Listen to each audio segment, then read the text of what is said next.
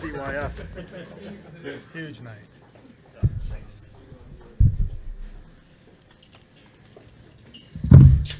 These nice hats they're giving us, Tom. I know. Just ask you to wait on the microphone. Do you want me to start off? First of all, Fitzy, congratulations. David, good to see you. You too. I'm going to start with you, David, actually, as to why this was now the right time for this to be done, and what is it about what Fitzy has done that, has brought you to this point? Well, I think timing-wise, we're having a big party tonight. So it seemed like a good time to just, announce it. It's something, obviously, Tom and I and others have talked about for a while, and just in terms of just actually getting it done, there's no rhyme or reason to, today. But look, I think from my perspective, it's pretty straightforward. I still remember, look, I've known Tom coming up on 9 years now. I wish I'd known him for 30, but I'm at, coming up on 9. And I've watched Tom in a variety of situations, as you all know. And I still remember saying to Tom in the summer of 2020 that he was going to become interim GM, and I was going to be super excited the day that would turn into permanent GM. And when he turned into permanent GM, I said, I'm going to be really excited when we give you your next extension. And so here we are. And the reality is Tom's done an amazing job, both from the standpoint of taking his time and putting this team together the way he has. This is meant to build to last. And I don't just mean necessarily everything you're seeing today even. It's the systems, it's the people, it's the culture, it's the just doing everything in an excellent way and in a substantive way.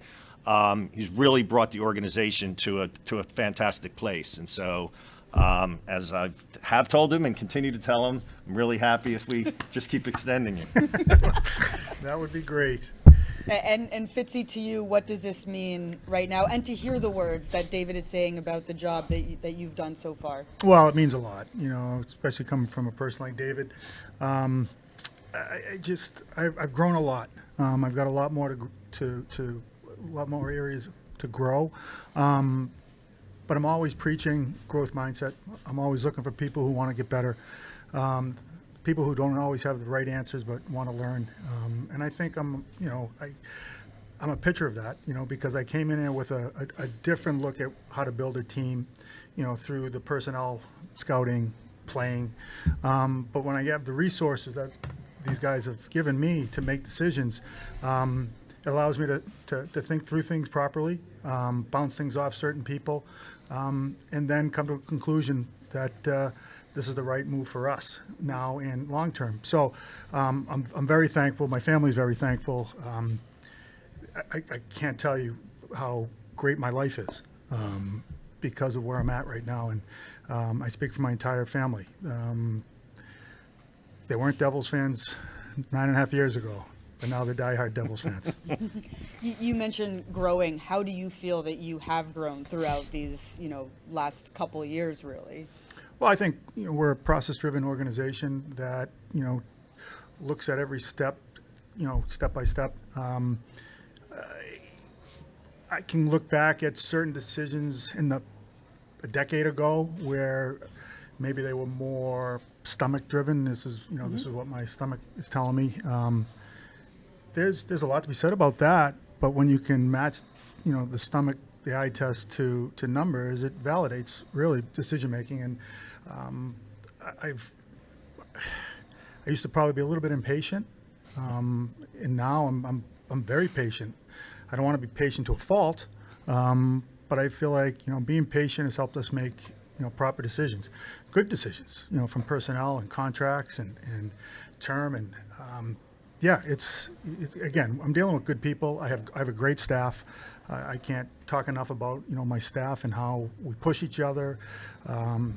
It's disagreeing and debating, and at the end of the day, it's up to me to make these decisions. And having a staff that I have that can push each other to think differently and think outside the box and learn and get better. Like I said, having a growth mindset is something that I think is uber important for success.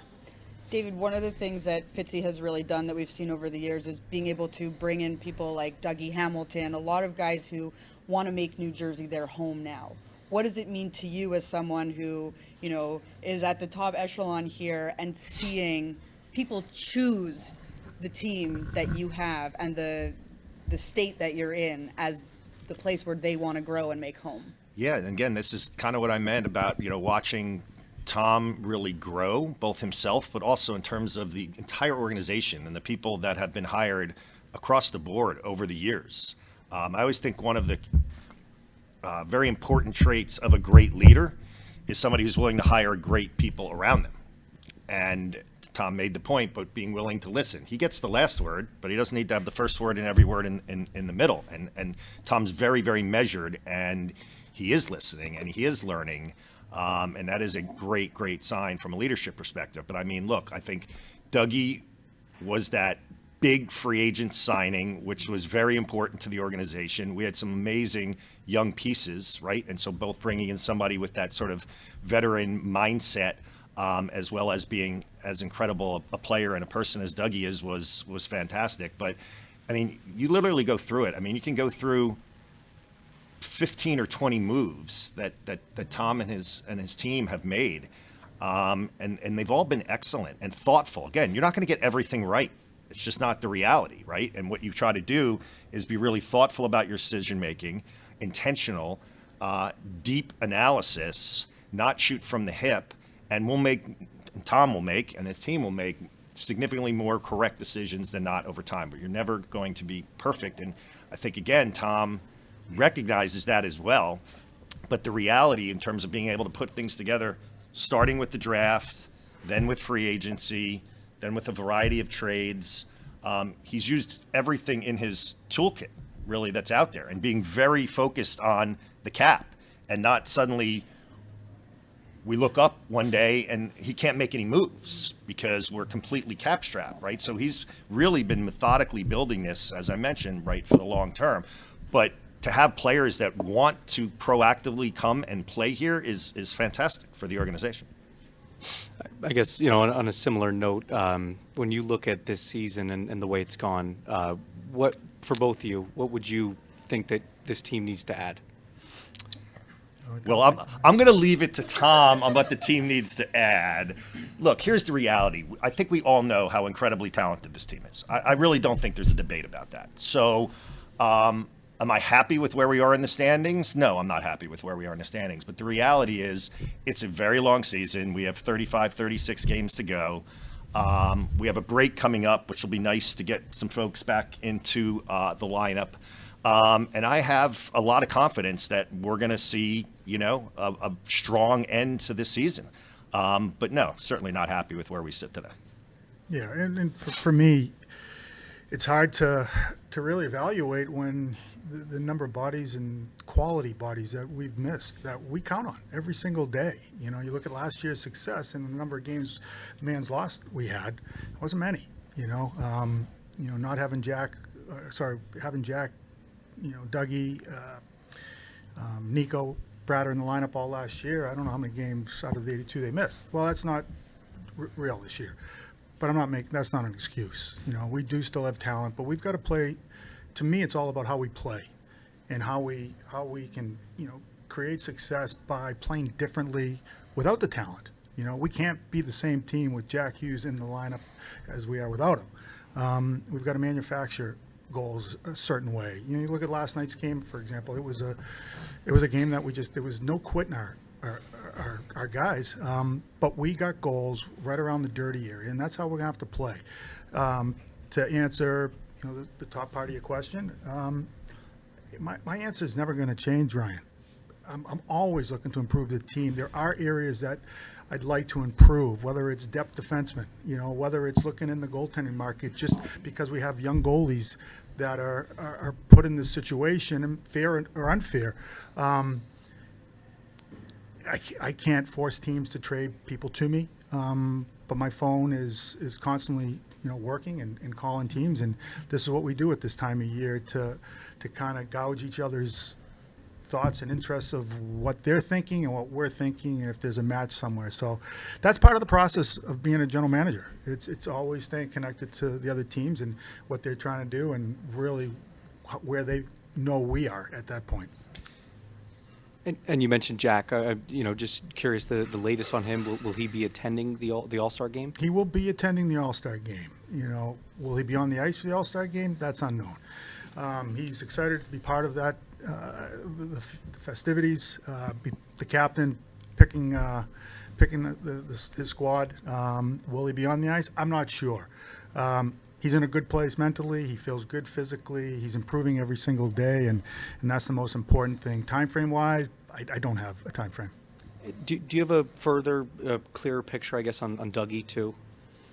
Well, Dougie's definitely clearer than Jack. We know he's long term.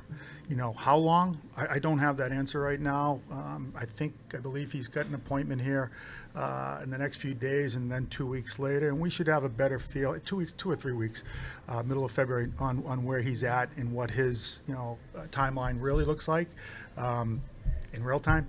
From the start, from when he got operated on, how many months that'll be for him to be 100% back to normal and cleared to play.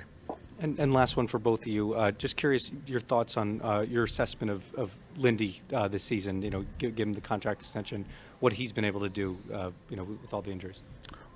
Well, I've always said, again, these are the players he's coaching. This is the call-ups and the players that are coming up and giving him everything they need. Thing I love about Lindy is his attitude never changes. It's calm. It's matter of fact. It's coaching. It's taking players in between periods, showing them video of, hey, this is where we got to get better. He's the same person he was a year ago. He's the same coach he was 10 years ago. He's passionate about coaching. He's passionate about teaching, and he's passionate about helping players get better. Tom, what is your level of concern about the goaltending situation right now? Well, I'm not going to say I'm cool with it. I want our goalies to play better, no doubt. But I want our players to play better in front of them.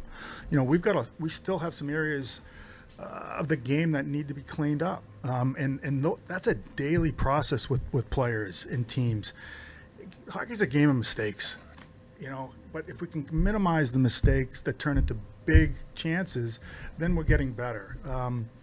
We've got some work to do there. I'm in that coach's room every single morning, going through video and talking about systems and where were the breakdowns, how do we improve those breakdowns individually and collectively.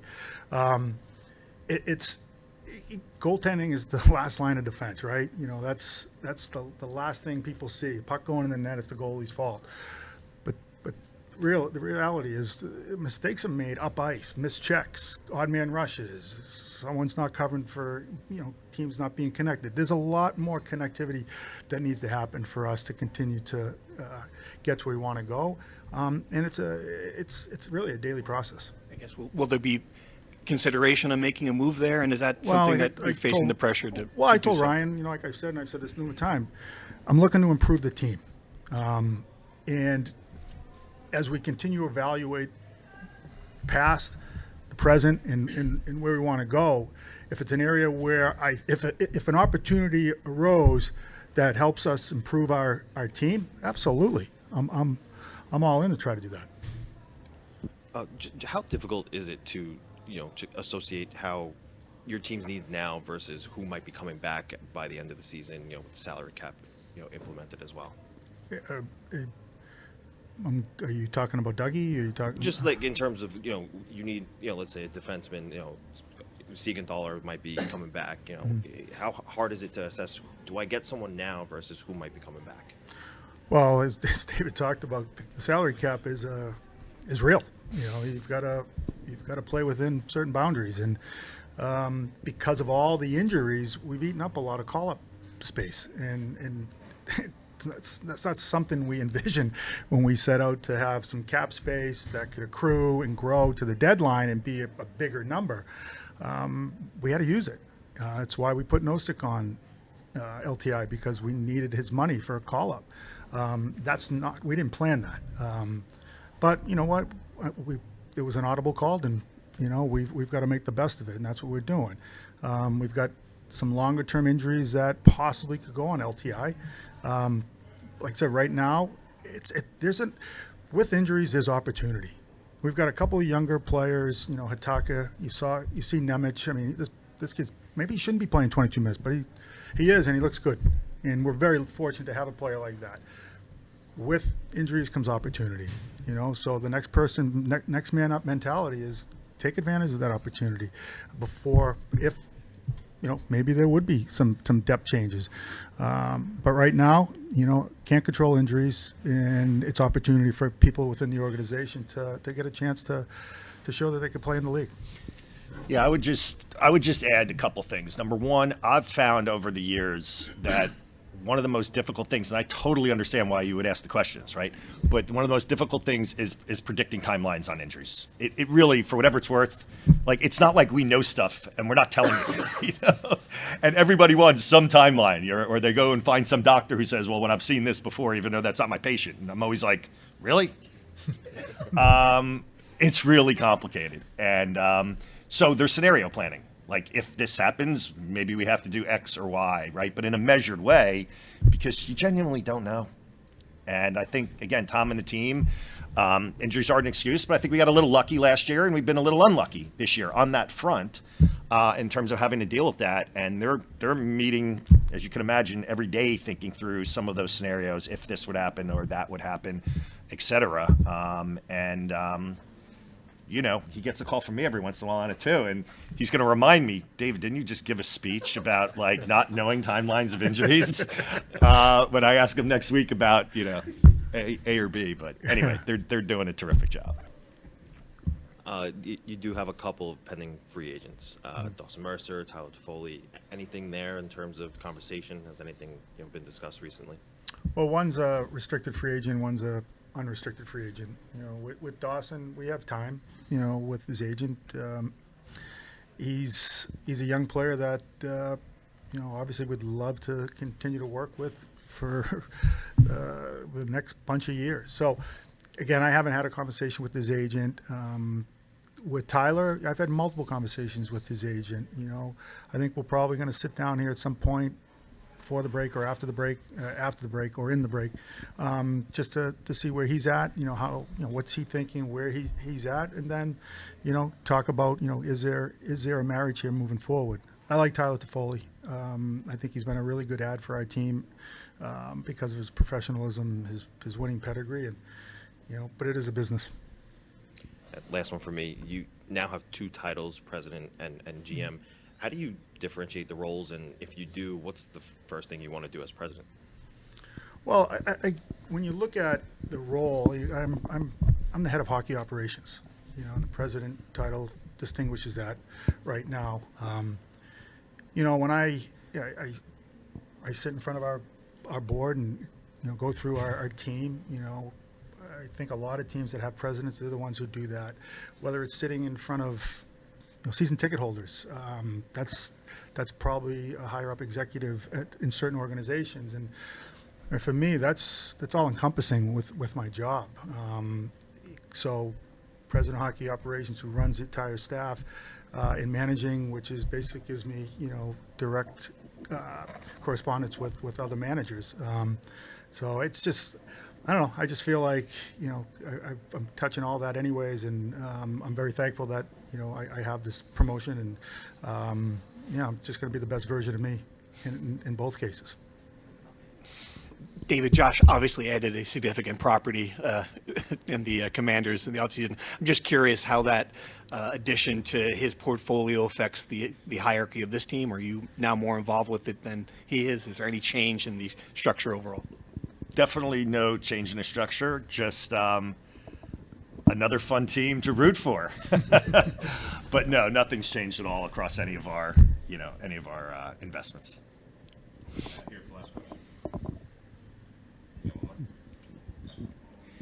David, this is a community night. This is a charity night. Obviously, we're focusing a lot of questions on the team, but this team is more than just what's on the ice. It's also in the community.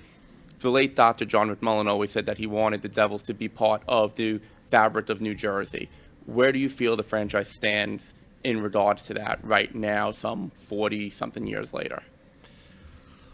Wow, so now you're going to start testing my memory as well. Look, I think the Devils organization has always had an amazing place, okay, in the community. So state, city, county, you name it. And I think Tad and Jake and the team are the same way I think Tom is incredible at his job, leading hockey operations. I think they're incredible at their job. And I feel like this team is totally embedded in the fabric of this community. I think we rally around the community rallies around the team. The players, the executives, the employees are all engaged in various community endeavors. They don't do it because they absolutely have to do it. They do it because they want to do it, and they know that they're giving something back that gets magnified at the end of the day, right? Things that sports teams do just get magnified in communities. And so being able to, have a mindset, which is we want to be like that family in the community that is helping out and touching families' lives, both as it relates to, education and programming and getting kids off the street and into healthier programs and skating and having players go and show up at kids in a hospital. I mean, like, it's the effect that the organization and folks have out there. I think sometimes they almost underestimate it. So I'm very proud of the organization. Like anything, we will always take, ideas and thoughts and suggestions, because of course, anything that anybody does, you always want to do it better, and the world's changing and communities are changing. But I think this team is A+. Lastly, just to piggyback off of that, obviously we have Sweep the Deck tonight. What does it mean to you to see how it's grown for both yourself, for Allison, to what it has really turned into, especially with the Devils Youth Foundation, and how big and this event has become now? Yeah, well, look, I mean, so I start with, again, the organization's ability to put on just an incredible event. So hopefully folks stay, and it's really great, right? And so number one, we're raising a lot of money for the foundation so they can continue to do great things and grow what they can do. And I don't know exactly, but I think we're like over $1.5 million. Right? Yeah, let's wait for later on that. But I know we're over $1.5 million. Like that's an incredible amount of support that we're getting and that we're going to be able to deliver back. And the players are great. They're going to be out there curling and bartending and I don't know, doing blackjack dealing, and the execs are everywhere, and our employees are everywhere. And so, watching that continue to grow has been great. And Allison's done a super job, and so has the entire board.